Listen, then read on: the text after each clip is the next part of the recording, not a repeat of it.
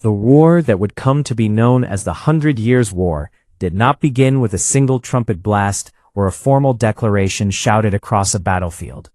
It began with a claim to a crown, and with it, a rivalry that would stretch across generations, devastate kingdoms, reshape nations, and redefine what war itself meant in medieval Europe. For 116 years, from 1337 to 1453, England and France would clash in cycles of invasion, rebellion, triumph, and catastrophe. Kings would rise and fall, dynasties would tremble, entire regions would burn, and by the end, neither kingdom would be the same. To understand why this war lasted so long, we must begin with a family dispute. When the French King Charles IV died in 1328 without a male heir, the direct line of the Capetian dynasty ended. The closest male relative through the male line was Philip of Valois, who became Philip VI of France. But, across the English Channel, King Edward III of England believed the throne was rightfully his. His mother, Isabella, had been the sister of the last French king. Edward argued that through her, he had a stronger claim. The French rejected this argument, invoking Salic law, which barred inheritance through the female line. What might have remained a legal quarrel soon hardened into a national struggle. Edward III was not merely offended, he was ambitious. Tensions over English-controlled lands in France, especially the Duchy of Aquitaine, had simmered for decades. English kings technically held these lands as vassals to the French crown, a humiliating arrangement for a monarch. When Philip VI confiscated Aquitaine in 1337, Edward responded by formally claiming the French throne. The die was cast. The early years of the war favored England in dramatic fashion. In 1340, at the Battle of Sluis, the English navy destroyed much of the French fleet, securing control of the Channel. This allowed England to transport troops safely to the continent. Then, in 1346, Edward III led an invasion that culminated in one of the most famous battles of medieval history, the Battle of Crécy. At Crécy, the English army, though outnumbered, held a defensive position. Their secret weapon was not secret at all. It was the longbow. English and Welsh archers unleashed volleys of arrows with devastating speed and accuracy.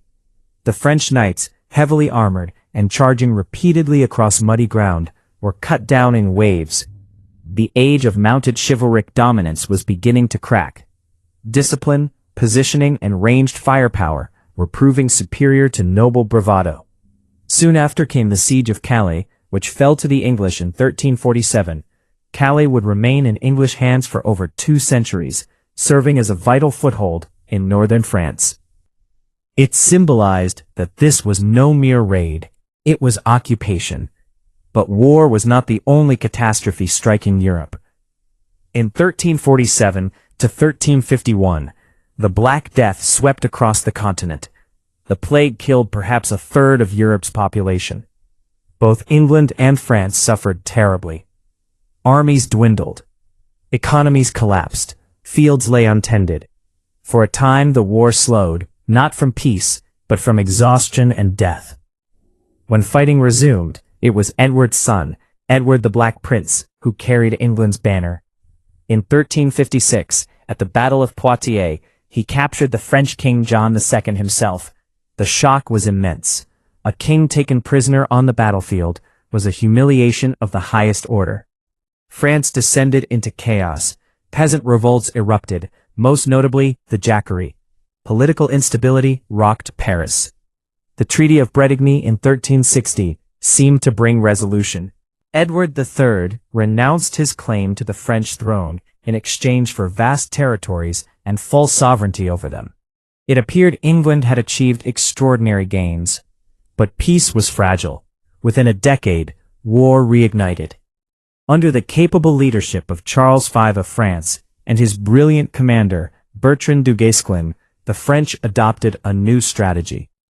Rather than seeking grand pitched battles like Crécy or Poitiers, they avoided direct confrontation.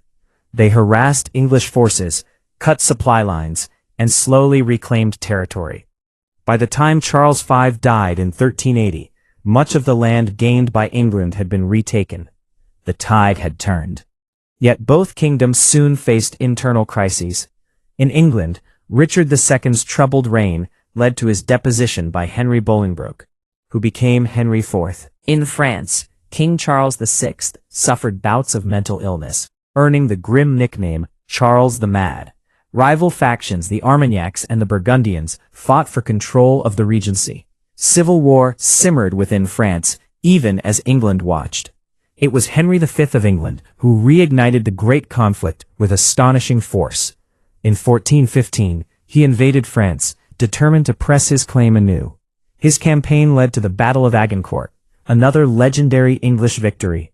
At Agincourt, as at Crécy, English longbowmen decimated French knights struggling through mud. The French nobility suffered catastrophic losses.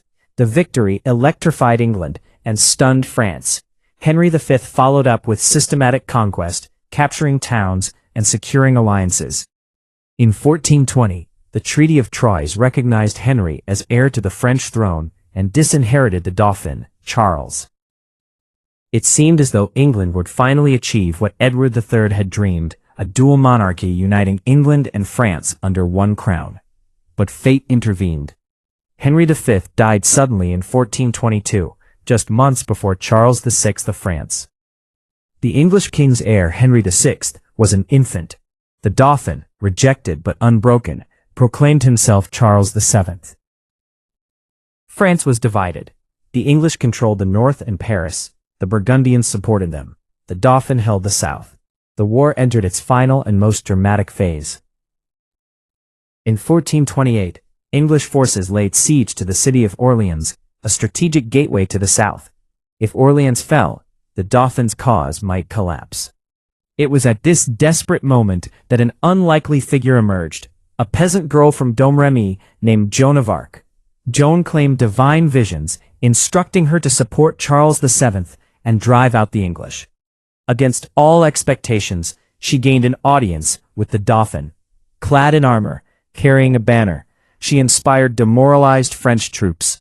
In 1429, she helped lift the siege of Orleans. It was a turning point. Victories followed. Joan urged Charles to be crowned at Reims, the traditional site of French coronations. The journey through enemy territory was perilous, but city after city opened its gates. In July 1429, Charles VII was crowned king. Legitimacy, once fragile, was dramatically restored. But Joan's triumph was short-lived. In 1430, she was captured by Burgundian forces and handed over to the English. Put on trial for heresy, she was condemned and burned at the stake in 1431. Her death was meant to crush French morale. Instead, she became a martyr.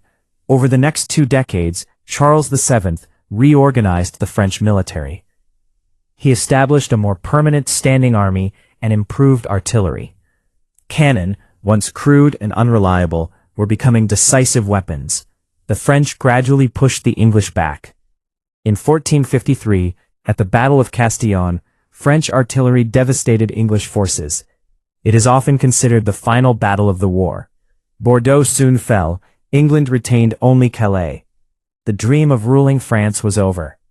The consequences of the 100 Years' War were profound. In France, the monarchy emerged stronger. Feudal fragmentation weakened as royal authority centralized. National identity deepened.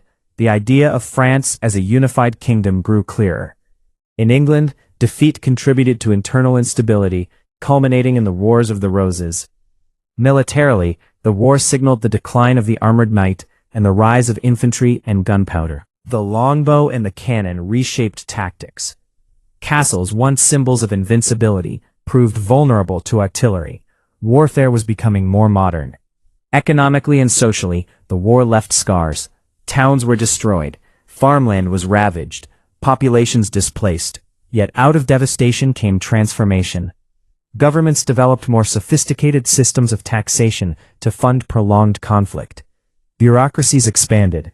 The medieval world was evolving. Why did it last so long?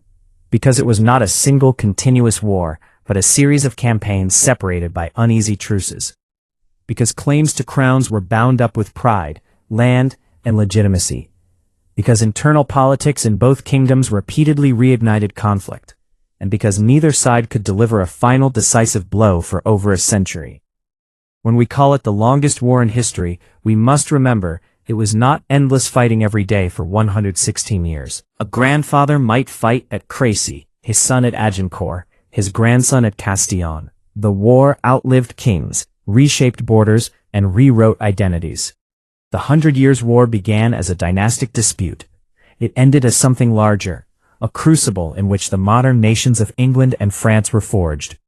And in its long shadow, Europe moved slowly from the medieval age toward the dawn of the modern world.